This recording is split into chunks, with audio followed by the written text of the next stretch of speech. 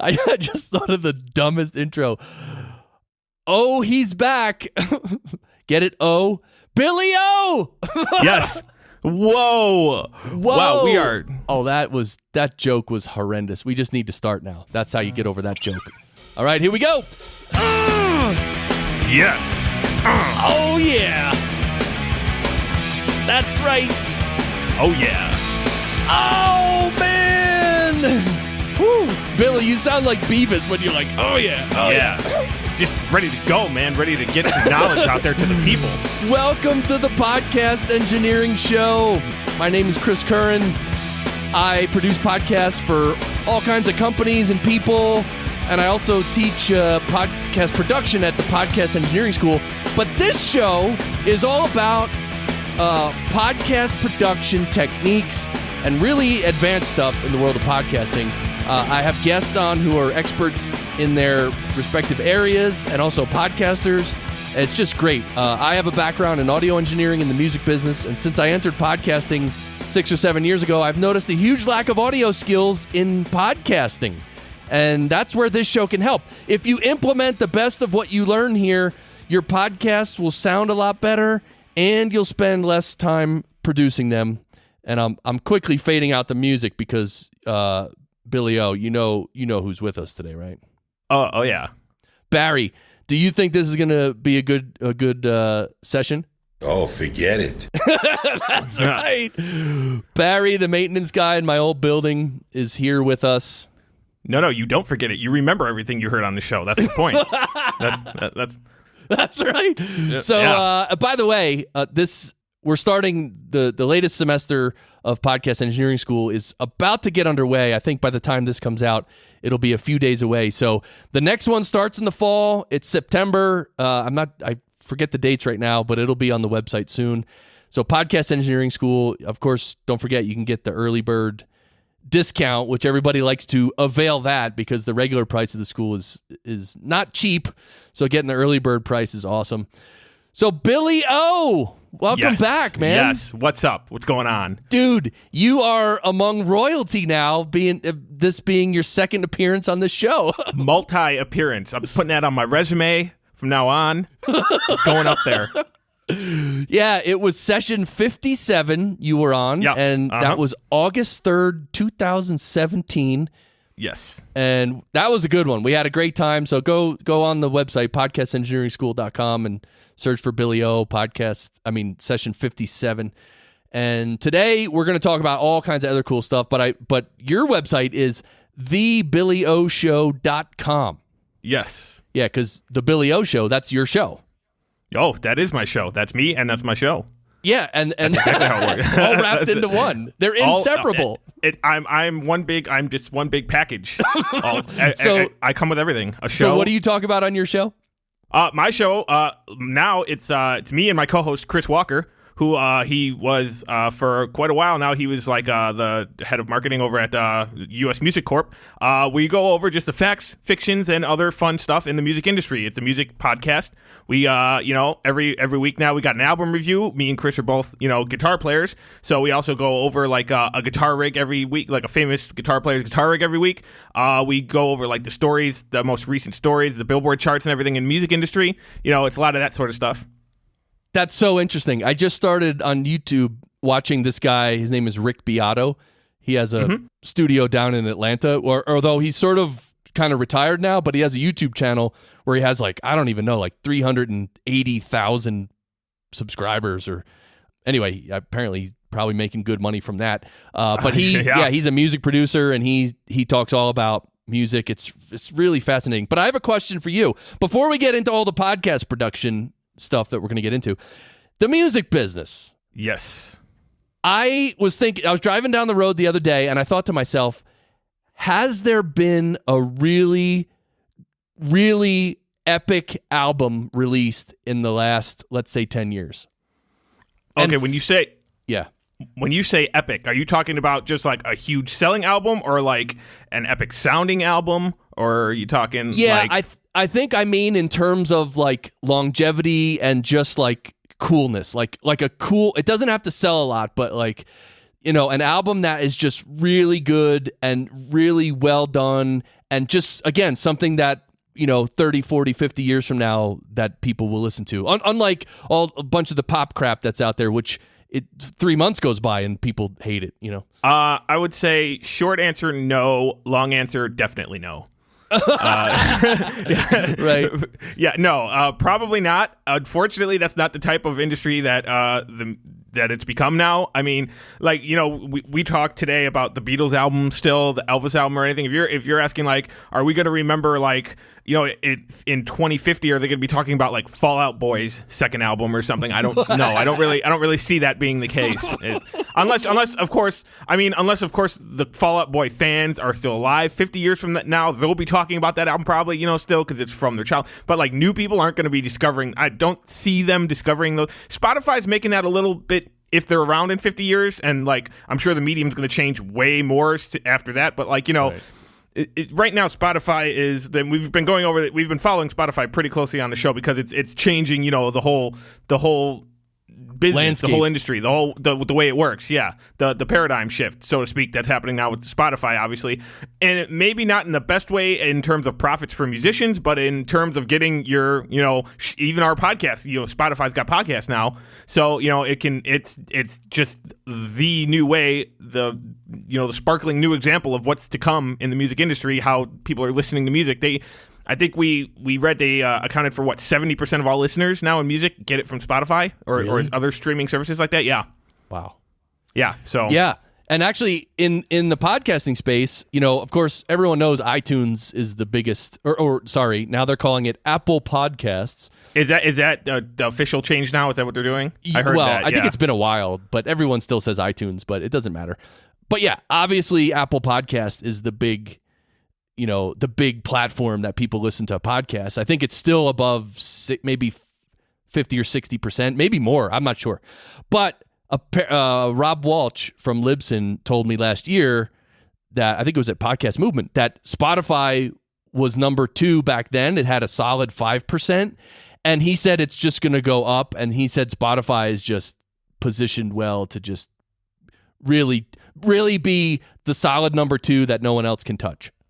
Oh, yeah, because, I submitted my podcast to Spotify quite a while ago through Libsyn, because that's what I use for my hosting as well.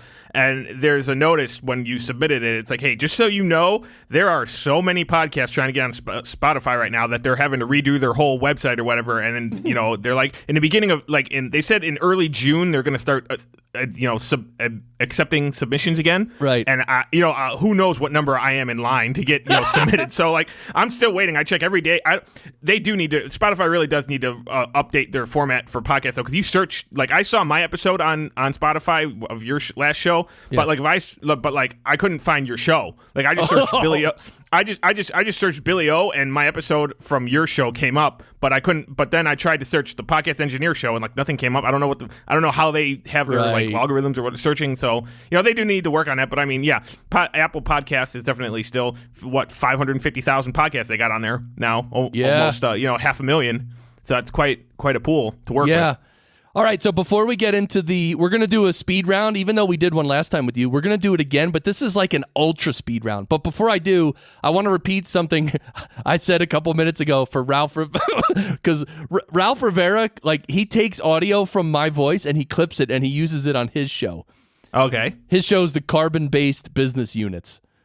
That's his podcast. And I don't think they put out an episode for a couple months, but it's a funny show. It's real nice. And I played he wanted me to play like a drum beat loop, so I played a drum beat for him. He uses it for his intro, and also he clips my voice and plays it. So I want to repeat a phrase I mentioned on just 2 minutes ago on this show, so Ralph can clip it.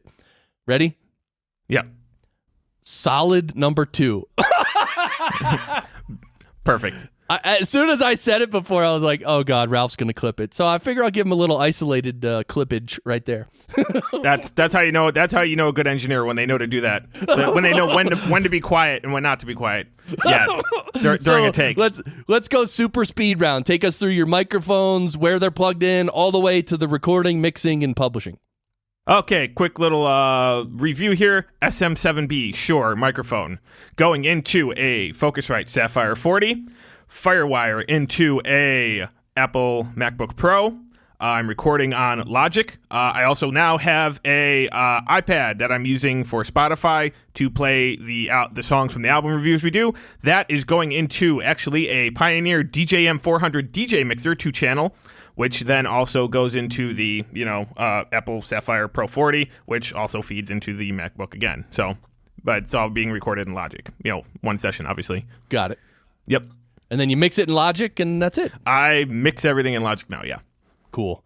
Now that I'm an iMac Pro guy, I still use Reaper, but yeah, I there's part of me that does want to try Logic Pro.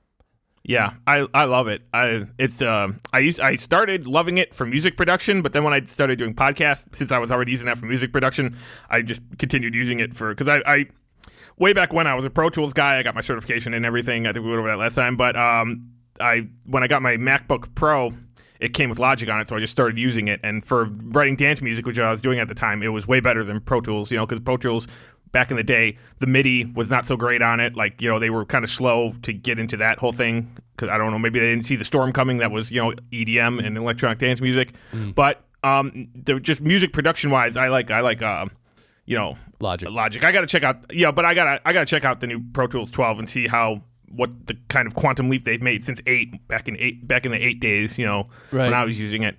But yeah, so just Logic still for everything I do. Right, and I do want to, I should have said this at the beginning of the show, but we have a lot to talk about in terms of post-production, plugins, mixing, editing. Like, we're going to really focus on post-production. Maybe I should, that's okay. People, if they like the show, they'll keep listening, right? Yeah, because I mean, last time I was on, we focused mostly on, like you said, we went a little more detailed into like the gear I was using and everything, which is basically the same as now, except for the iPad and the mixer. And we went over recording tips, how to record, how to track properly, the best way to track. I think we did something where like how I handle having 3 microphones so close to each other in the same room when I'm doing that. This time, we can go over the afterward, because a lot of people just record their show and they put like a ozone on it or whatever plugin that they came with their program, and they're like, okay, it's good to go. But what really makes a really great recording is not only tracking it right, which is obviously important. Maybe the most important thing is tracking it right, but then to really give it that extra step up to the upper echelons of great recording, is the mixing and the editing part. If you do that right, then you got yourself a really good recording. Yeah, then you're putting out a podcast that's like serious. Yeah. Oh yeah. Mm-hmm. So, all right, but so we're going to talk about mixing and editing, but I want to just step back. You mentioned that you're playing, you have an iPad hooked into a mixer, and you're using that to play some Spotify tracks on your show. Yes. So, do you get flagged for that? Are you allowed to do that? Fair use. It's copyright. For artworks, like copyrighted material, there's something that's called fair use.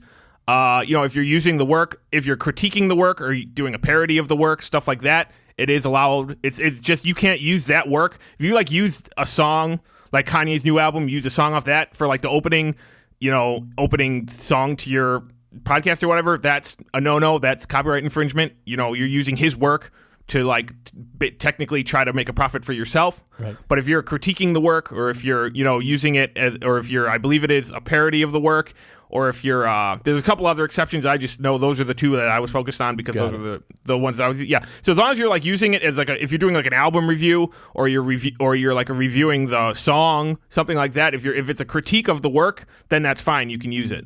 So that's but you still can't play it all the way through. Do you have to stop it a lot? I mean, I don't play it all the way through just because I don't want to play a 5-minute song it's dead air with a song playing. That's kind of boring.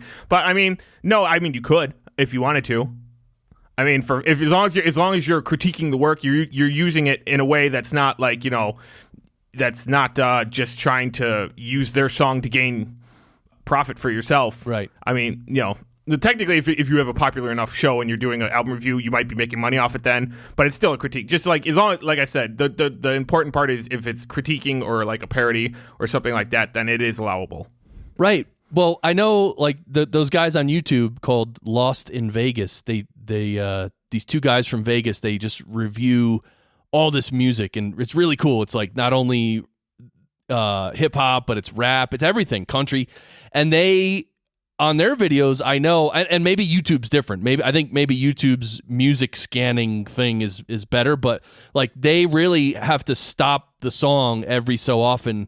Like they probably don't play more than 30 or 40 seconds at a time, because I think if they play too much of it in a row or continuously, that like YouTube will flag it and take down the video. Yeah, it might. That could be it. Yeah, I mean, I don't. Like I said, yeah, obviously life's not fair, even if it is fair use and you're still using it. If YouTube doesn't like it, they'll probably take it down. If I had to get, like YouTube has their own set of rules, maybe even though it's not copyright infringement, YouTube's user license agreement or whatever they have says you're not supposed to do that, then maybe you can't. I don't know. Maybe that's why my show hasn't showed up on Spotify yet. I'm not sure. Right. But I mean, yeah, I'm on all the other platforms don't have a problem with it. So, I mean. Well, we need to get Gordon Firemark, the preeminent podcasting attorney, to weigh in on this. Yeah, well, let's do it then. Let's get him on the horn. Where is Gordon Firemark? All right, someone find him. All right. Yes.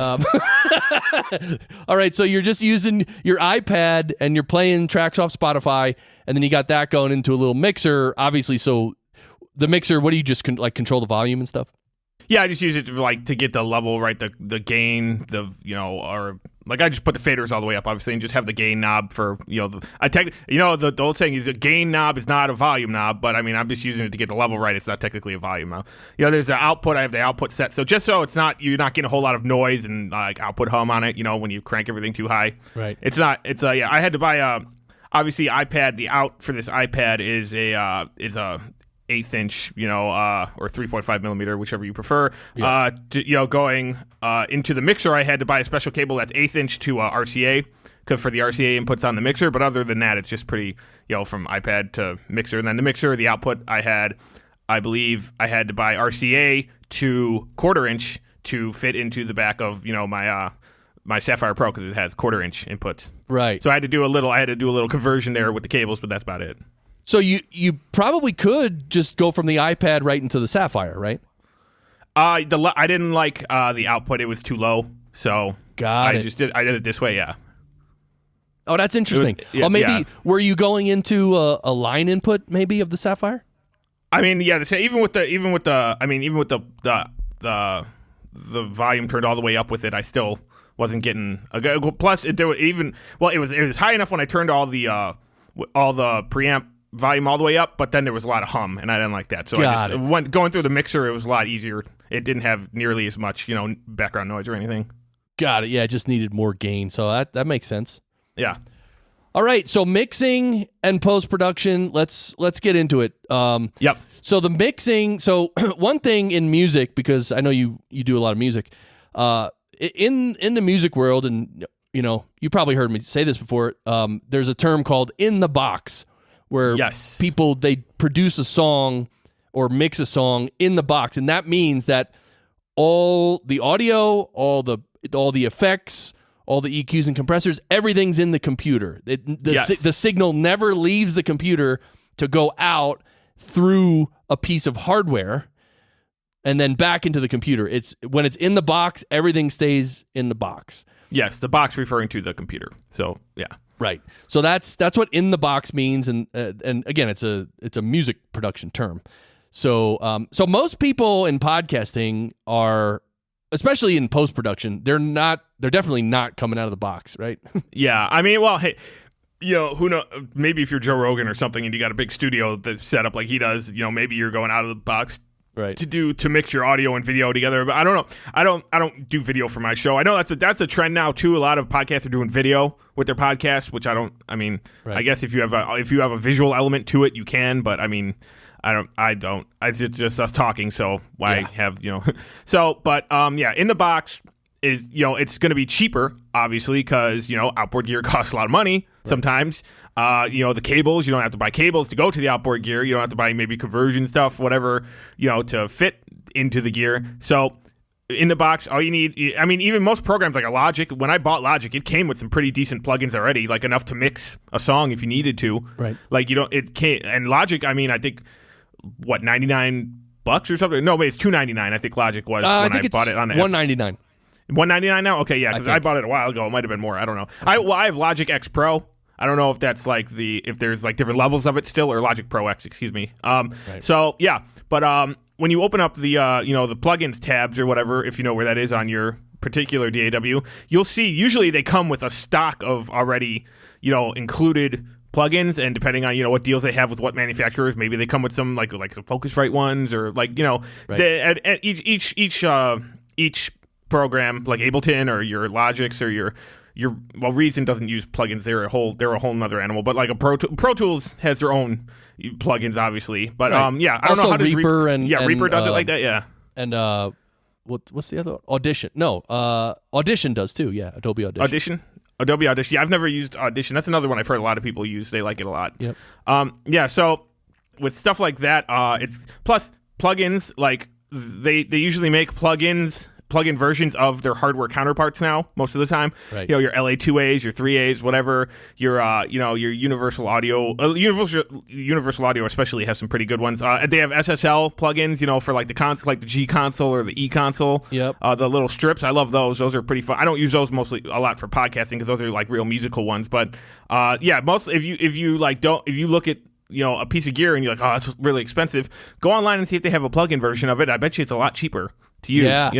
Yeah. I just saw Rick Beato on YouTube. I was watching some old video of his where he was talking about post-production in the box. And it's funny, I didn't even plan it that I would watch that and then we would do a show talking about it. But he, so at some point, he went through and was talking about what plugins that he recommends and what plugins he uses for post-production for each different instrument. So he'd be like, okay, on bass guitar, this is the compressor you could use, this is the EQ you could use, and all this. And I was happy. He did mention a lot of Universal Audio plugins because obviously those are really awesome.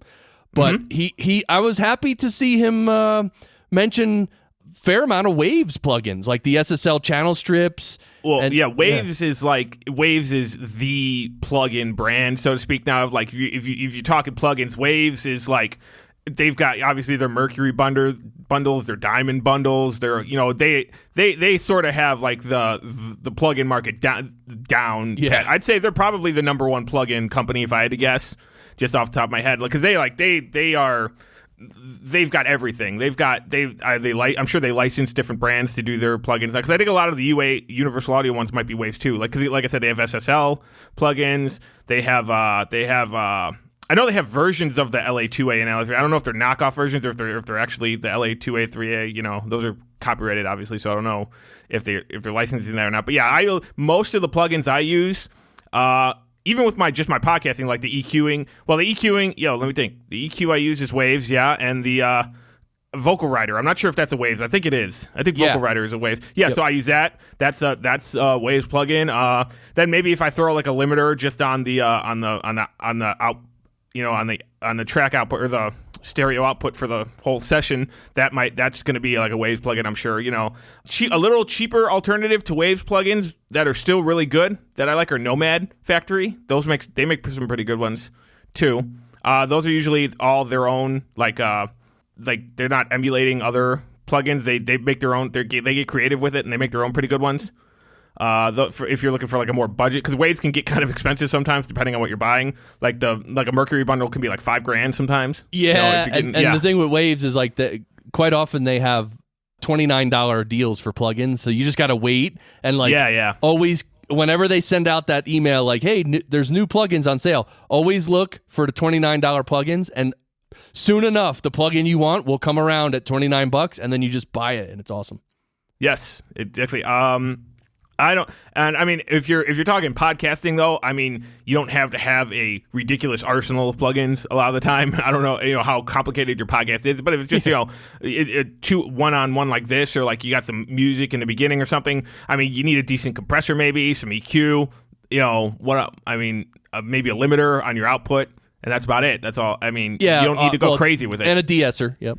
Like an X hum or a de-esser if you got gear that's like got a little hum on it or something like that. That's always good to have. Especially if you got a lot of cables, like if you got cables going into things coming out of other cables. The more cables you have, or the longer the cables you have, stuff like that. That's gonna, if you maybe have an unbalanced cable, or going a little too long, like you bought too long of a cable and you got a little hum or interference in there, X hum or something like that can be really, great for taking the sound out of it, or the like the hum in the background. Yeah, is that a Waves plugin? X-Hum, I think, is a Waves plugin. Yeah, they have now they have like X-Hum, Y-Hum, Z-Hum. I'm not exactly sure what the difference is between them. I always just use X-Hum because that's what I've always used, and I've never had a problem with it so far. So right. if it's not broke, don't fix it. Well, it technically is broke. That's why I'm fixing it. But X-Hum fixes it. So I don't need it. Yeah. Yeah. So plugins. Another brand that I really like, I've talked about it before, is Fab Filter. Yes. The Q2. Yeah, the Pro Q2 is awesome. But and those, I think all the plugins they offer are like about $180 each or $200 each. But let me tell you something. No, they are phenomenal. Like the de-esser is ridiculous. It's so good. Yeah, I thought doesn't Waves own Fab Filter or no? I don't know. Oh, because I use the Q2 for my EQing. That's what I thought. I said I used the Waves plugin for EQing. I thought Waves owned Fab Filter. But yeah, I use the Fab Filter Q2 for my EQing for the podcast. That's what I use. Okay. Yeah. So that's that's my favorite EQ ever, I think, that I've ever used. It's amazing. That and the Focusrite, back in the Pro Tools days, the Focusrite, the Red Series EQ that they had, that was only for Pro Tools. I love that one too, but they don't make that for anything else. So the Q2 is my favorite now. Yeah. Yeah, those Focusrite Red, the EQ and the compressor, the Red 2 and the Red 3.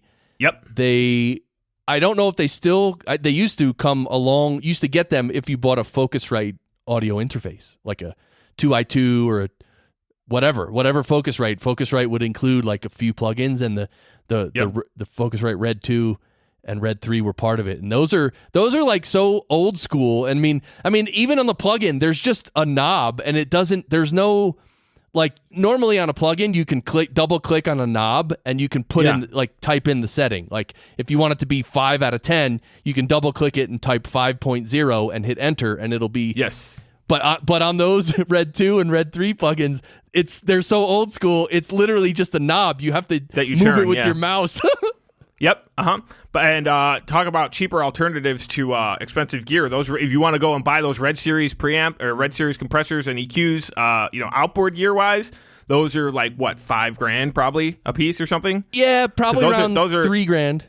Yeah. Those are back when Focusrite was more focused on the higher end gear, because they've sort of moved into the sort of lower mid level market now. Where, like I said, my Sapphire or my Sapphire Pro 40 or whatever, that's not near like the cost of a Red Series whatever, or preamp or a compressor. They're definitely, I know some stores who stopped carrying them, like some higher end stores who stopped carrying them because they went into like the lower mid tier brand and like, well, we can't carry anymore because we're like a boutique market. Right. That was so. So the Focusrite Sapphire Pro 40 that you have, what does that retail for approximately? Oh, I think I spent on this one. This one's 8 channels. I think I spent $399. Something like that. $400. Okay. Yeah. So I mean, it's not going to break the bank if you want to get 8 decent preamps on it, because I didn't know how many channels I was going to need eventually, so I just wanted something that I would be covered. Yeah. For whatever I needed to use. Yeah, I used the Focusrite Scarlett 18i20. That also has 8 XLR inputs, but that one is I think it's about $700. Yeah. Yeah. Yeah, I mean, I like Focusrite stuff still. I'm not bad. I don't think I might use it, obviously, so it's good. Yeah, but yeah, so so a lot of plugins. So plugins are, like you said, some of the plugins come with the DAWs. So each DAW has a bunch of plugins already in there, which a lot of times they're not bad. But of course, if you buy like a really primo third-party plugin, it's going to be better than the built-in ones for sure. Mm-hmm. Yeah, and then so then you can use some of the built-in plugins, but you can also go to these other companies like Waves or Fab Filter, or there's different, Universal Audio. Well, actually, with Universal Audio, you need their hardware too. Actually, I know they have the preamps and stuff. Yeah, that like the single channels that sit on the desk or whatever that they have now. Do you need? Is it like, are they doing what Pro Tools used to do, where you have to buy the actual like interface with it, and if you want to use the program or whatever? Yeah. So all the Universal, as far as I know, and if you're listening to this and I'm wrong, let me know. But I believe all the Universal Audio units are their audio interfaces, number one, but also they have computer processors in them, and so they run their own plugins on their own hardware. So like when the plugin's chunking away processing audio, it's not using your computer processor. Universal Audio has its own little mini computer which is processing their own plugins. So I believe when you buy their hardware, you can load their plugins onto their hardware. But I don't think you can just buy. I don't believe you can just buy a Universal Audio plugin and just like install it on your machine without any hardware. Oh, Yeah. I guess if it has its own computer in it that it's using to process it, I mean, is that going to affect like if it's going out? So it's going out of the box again to the hardware, then processing it, then going back into the box again when it's doing it? Yes, because that seems all right. That's, I mean, I don't know how much of a delay problem that would have. It seems like, yeah, I don't think so. I don't think there's a delay. I don't know how they're doing it. I don't own one, but I think it's certainly it's got to be like Thunderbolt 3. So, oh yeah, for sure. Yeah, I mean, yeah, I'm sure it's not anything worse than like having a bunch of reverbs running or something. Because I mean, how expensive is RAM? If you really, I mean, do you really need to have an outboard processor to process plugins? I think RAM's at the point now where it's not really that hard to run even a decent sized session with a bunch of stuff. Like I've never had any issues. That's true, and I think probably the Universal Audio stuff is good for when you're doing like big music productions, like when you have like 97 tracks in your computer and you got reverb on 41 different instruments, and you know what I mean? Like, yeah. I think if you're really doing serious music production, I think the Universal Audio stuff can be really handy. The fact that it has its own processor, because there's a limit. Any computer has a limit. You can only use so many plugins at a time, because sooner or later the computer's going to say, you hit the limit. We can't process anymore." Yep. Just depending on how much RAM you have, because RAM is the big decider of that. That's why it's always on when you look at the plugin requirements or anything on the side of a program you buy or a plugin you buy, it'll have, you need Windows or OS X, version blah, blah, blah, with at least blank megabytes of RAM, with at least, or gigabytes of RAM now, with at least, this much gigahertz processor or whatever. The processor and the RAM are the two things that are really going to be running all that stuff. Yeah. So, yeah. And I mean, any decently fast computer now with 8 or 10 gigs of RAM is going to be able to handle most, especially podcasting. You're not going to have a problem. I don't think it's not going to be a deal breaker.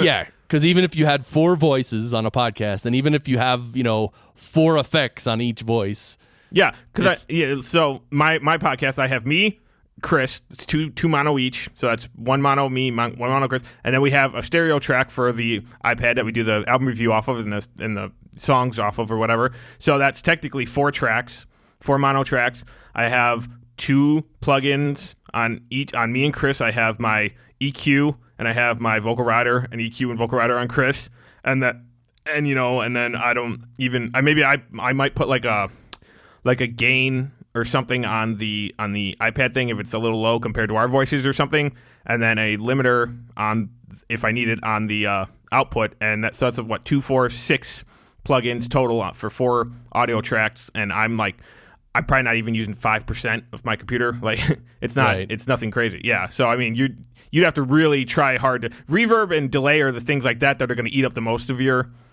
RAM. Because those have to do a lot of processing to figure out, like the reverb times and stuff like that. You might notice the more reverbs you add, the slower your computer gets, and the more time it needs to like read ahead, buffer size and stuff to do that. yeah.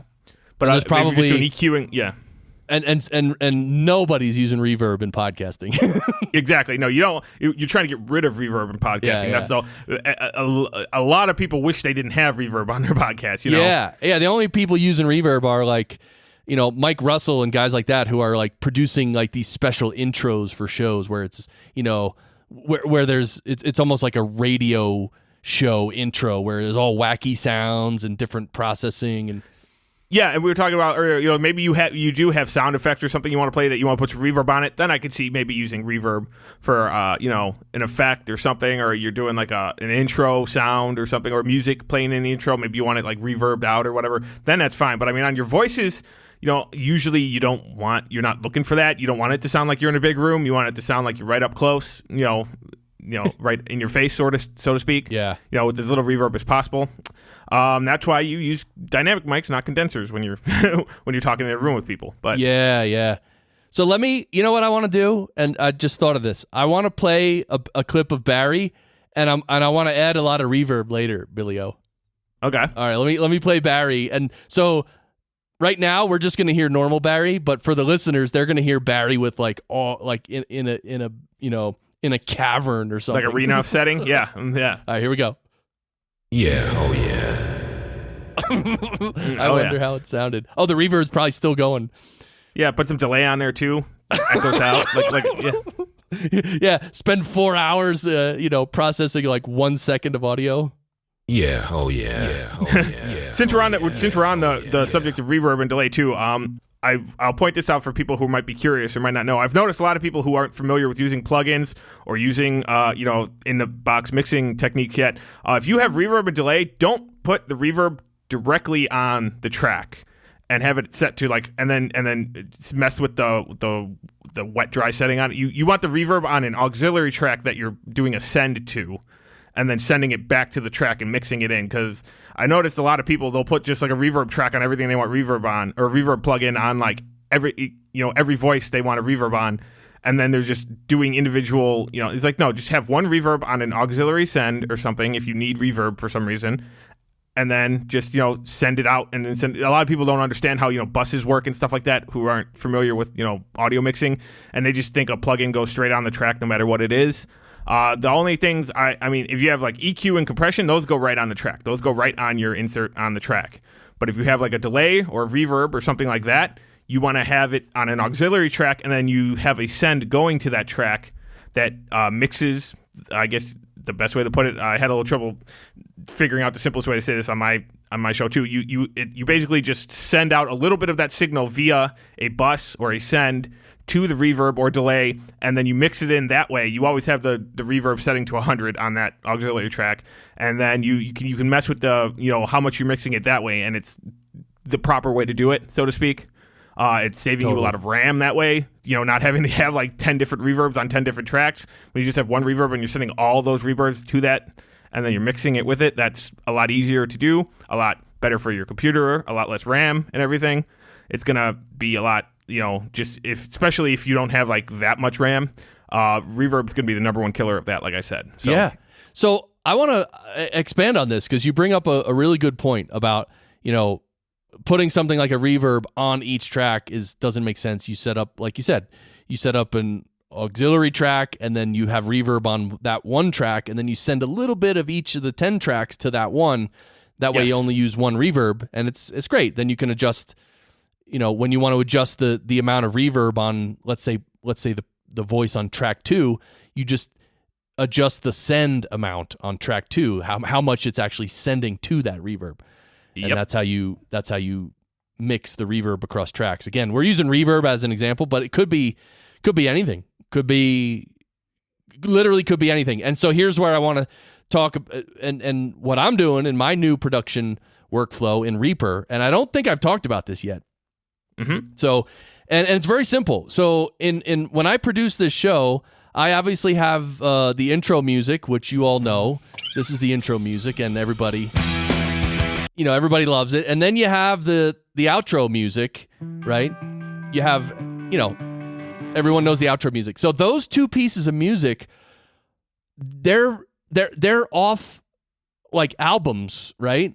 And they have already been mixed and mastered, and they're done. Like they're done. Mastered, level, done.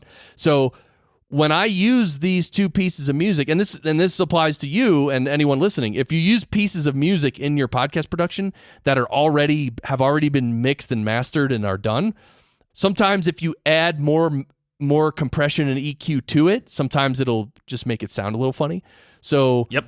And not as dynamic and not as punchy, or it could be anything. So what I decided to do was, and this goes to the bussing everything to one track. So now I take my voice and my guest's voice, and I send them to one. Well, first of all, on each of our voices, I have certain effects. Like I have EQ and compression and maybe a little de-esser, and like I have a bunch of effects that I'm using on my voice on my track. And for you, Billy O, I'll use a bunch of effects on your voice, like EQ and compression and channel strips and whatever I want to use. Then I bus both of those tracks to a third track, which is an aux track, And on that aux track, that's where I'm actually doing my mastering with Ozone 8. So on that track, my voice and your voice is being processed by Ozone 8. But here's the thing. The music tracks, my intro and outro music, they're not going through Ozone 8. And Ozone 8 is, again, the mastering software that I use as like my final plugin of my mix. So that way the music stays pure, and then all of our voices get a little bit of the mastering effect, a little bit of extra compression, a little bit of EQ. And then I just balance those two. You balance the music with how loud the voices are. And anyway, that's my new little workflow of production. Yeah. So are you sending the entire, like, all the voice, like, entirely to that track, or are you literally just sending like 50% of it, or what's I am, let me look at the routing. No, I'm sending 100%. Yeah, so it's like you're basically having the output of the track going to yes. So it's like sort of like a mixing bus. Yes, of thing. It's a mixing bus. Okay, yeah. One thing with EQ too that I don't know if I brought this up last episode or not. With EQ, one of the best rules I ever got for equalization, and he used this in a musical context, but it can be applied to most anything. With regard to EQ, one of the more important rules that I found is to cut wide and boost narrow. What that means is if you look at an EQ, like most EQs are graphic now, they'll have the little visual. You can see where in the spectrum you're boosting or where you're cutting or whatever. This is applied to, your normal, so to speak, quote unquote, normal equalization, where it's like where you got a Q setting and it's a little bump or a little dip, in the spectrum wherever you're going to cut.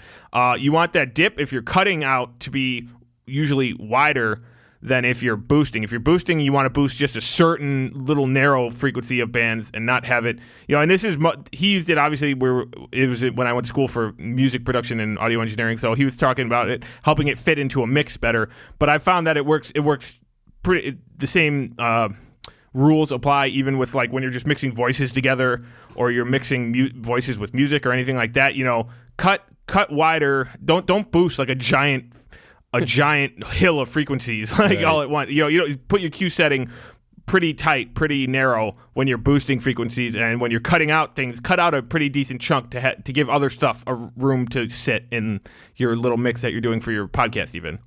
Yeah, I like that. And of course, there's exceptions to every rule, and so yeah. Mm-hmm. I mean, for like on this show, like my voice and Chris has like a Barry voice, pretty much almost. He's got the real deep baritone voice, so it works real well with my like higher, with my like higher pitched like teenager voice and his like little Barry White voice. It's like a nice little sandwich already in there. We don't have to do too much like to get them to fit together well, but still, it's important to note that thing, because you might have 4 people on a podcast or whatever, and you're talking over music or you're doing whatever. If you want to get clarity, if you want to hear the voices and the music at the same time, you might be able to work something out with the EQ if you just experiment with it a little bit and use that rule. It'll definitely help you out. Right. Yep. So what you're saying is this is like your voice. Yeah. Oh, yeah. And this is like your co-host voice. Yeah. Oh, yeah. Yeah. A little close. Well, good enough for now. Yeah. I mean, yeah. So, I think one other thing that we've been talking a lot about mixing, the mixing, quote unquote, mixing portion of it. Another thing that is important with podcasting, especially when you have people talking and you have things being said, and you might want to edit your audio too. Editing is different than mixing. Editing is not, well, it could be, you use it in conjunction with mixing a lot of the time, but editing, we're talking about like making cuts. We're talking about, it's not so much in podcasting, but auto tuning or something like that. I would consider that editing, not mixing. But so if you have music, like Chris uses music or whatever, I don't know if you just fade it out with like your mixer fader, or if like you actually like draw a fade in later with automation or something for that.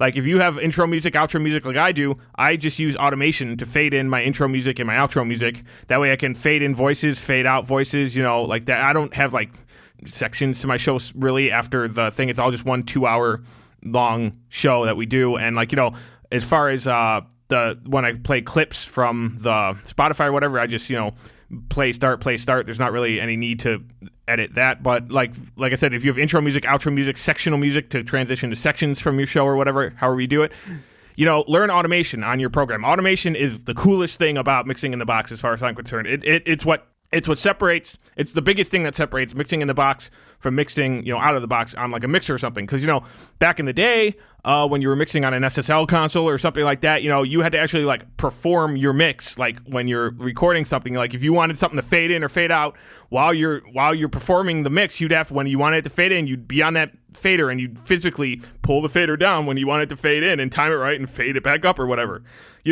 With mixing in the box now. That's not an issue. You just draw it in. There's draw an automation line when you want it to start, when you want it to end, how high up you want it to go, how low you want it to go again. It's made that sort of stuff like obsolete's a negative word. I don't want to say obsolete because you could still do it if you want. But I mean, like it's made it infinitely easier to do that sort of stuff, and it makes makes your show sound more professional. If you're fading in, fading out, you don't have click. If you have a click or a pop, knowing how to cut it out of your show, or if you have a squeak of a chair and it's in like a pretty dead spot where you can edit it out, knowing how to crossfade, audio so that you can get rid of that and blend stuff together again. That's all really important. Totally. And I actually record the music for this show live, meaning I have my iPad and I play my sound clips off the iPad. I play Barry's voice and my intro music and outro music off the iPad. And I do record it live, and I used to use that audio forever. But now, just to make it more pure, like because, playing it out of the iPad, it has to run through some wires, and then it has to go into the Mix Pre 6 and get, digitally encoded again. So in a way, you're losing like a generation of digital encoding. First, you're decoding it, then you're re-encoding it. So yeah. What I do is I play. This is only for the music. With Barry's voice is live because I'm not going to sit there and go replace every single Barry clip that I play by hand. Yeah. Or anything. But the music, I use the original music in my DAW, so it's like the pure music track, and I do use the automation for the fading, and it's, so that's for the intro music and the outro music. Yeah, automation is especially for podcasting, it can be a lifesaver. It can really make your show sound. It can really step it up to the next level in professional sounding ways if you know how to properly fade things in, properly level things out with automate. Maybe something got really loud in one section. If you know how to like automate it, so or even take things out or like cut out audio, like just learning basic editing stuff like on your thing. You can go on YouTube too and look at go to type in Logic Pro X automation volume, and there'll be a thing. I'm sure there's video up there. Some guy could show you how to do it if you don't know how to do it. YouTube's great for that sort of stuff. Oh yeah. Oh, a million things. Yes. So automation is really handy for sure, and so let's move into editing a little bit. So yep. Now you said you do everything in Logic Pro. So how much detailed editing do you do, and do you do it in Logic Pro? With in regards to the podcast, as far as editing goes, what I'll do is I will usually the album review portion of my show is usually the last portion of the show I do, and we usually do about a 2-hour show. So the last 20-30 minutes maybe is like an album review possibly. So I obviously have the track recording the whole show though, so when I need to use it, it's recording. So I mean, I'll crop that track to usually, because if you have a 2-hour long stereo track, it's a decent amount of space on your hard drive. If you're not using 75% of that, after 10 sessions, you got 20 gigs of empty space that you're not using. Yeah. So I'll use a crop function or a cut function and just cut out the first 3/4 of that empty air that that track was recording until I needed it at the end. Fading in, I do a little intro to the show usually after we record, just an intro, telling people what's to come up in the show, or making any corrections I heard when I was editing it. And I'll do fade out the intro into fade in the music, then fade out the music, fade into the actual podcast that we did. I'll fade out at the end, just real, not a real long fade at the end, just okay, see you guys later. And then you'll usually hear me hit the space bar to stop recording or something. I'll fade out so that's, not in there anymore, right. Something like that. I don't have outro music or anything. Other than that, I mean, one episode I had, for some reason, there was a little hum on Chris's track from a preamp or something, some wire was bad or cable was bad or something. Right. So I threw some X hum on that, and I got rid of that pretty easily. Other than that, I haven't really had to edit much. We just record 2 hours straight through, and aside from EQing and compressing anything, actual audio that I'm cutting up, I don't cut up, I don't edit anything out. Whatever we said is what's said, and because it's especially hard when you have two people talking to each other back and forth. If you want to edit something out, you're gonna have to edit out the same thing on their track that they were, because if they were like moving around or they were talking over you, like you can't really edit that because you're gonna hear it in their track where like the audio is not gonna line up then. Because you're both obviously interacting with each other, and if he's saying something and you're talking over him, or like there's an overlap of voice and you just edit your voice out, you're still going to hear your voice a tiny slight bit on his, track, because he's like 3 feet away from you, and so he's going to pick up just an itty bitty bit of your voice that's not going to come on the usual recording. So if you are going to record, or if you are going to make an edit, you got to edit both tracks, obviously, because both mics are picking up the same conversation at the same time, just different levels for each person, obviously. Right. So I don't like doing that, just because then you go into the whole game of, okay, well, where can I cut this out? Can I edit? Because then you got to cut out whole chunks where there's silence to silence or something like that, and it just makes it way too hard. Plus, I mean, what we said is what's said. We usually don't have to cut out anything anyway. There's no need to. Right. We say what we mean what we say. There's no need to edit it. Yeah, so. and I perform my show the same way. So, and it's a very natural way to do it. You do it as if it's live, and you just bring the energy, and it is what it is. However, probably the majority of podcasts are not like that. The majority, I think, probably like for all I shouldn't say the majority, but maybe around half. I don't know. They're very careful when they're recording, and they're not so off the cuff, and like they might pause for like 5 seconds before they ask their next question. And so like, as an editor, I got to take out, 4 out of the 5 seconds, or else it sounds terrible. People are going to be like, what happened? Is the show still on? Where'd they go? Yeah. I mean, yeah, and I've seen people get real nuts with it. Like if there's like a chair, if there's like a squeak of their chair, or if like they cough, or if they go like once for like half a second, like I think they'll want to take the out. It's like that you're making it sound like a Frankenstein recording now. If people are going to tell you're like it's going to sound choppy. You might not hear it because you're too invested in it. It's like when you do a mix for a song, like they say never master something you've mixed because you're already too adjusted to hearing it so long you can't make an objective decision on the mastering of it. It's kind of the same way when you actually recorded yourself doing the show, and then maybe you mix the show and everything. You did all you've heard it so much already that maybe when you do that edit, you already know what it's supposed to sound like in your head because you've heard it so much that you don't notice that it sounds weird and choppy now, but other people are going to notice that. Right. Yeah. Yeah. So editing out, like cleaning up episodes to make them sound to retain a natural sound, but also get rid of those pauses and get rid of blatantly bad ums.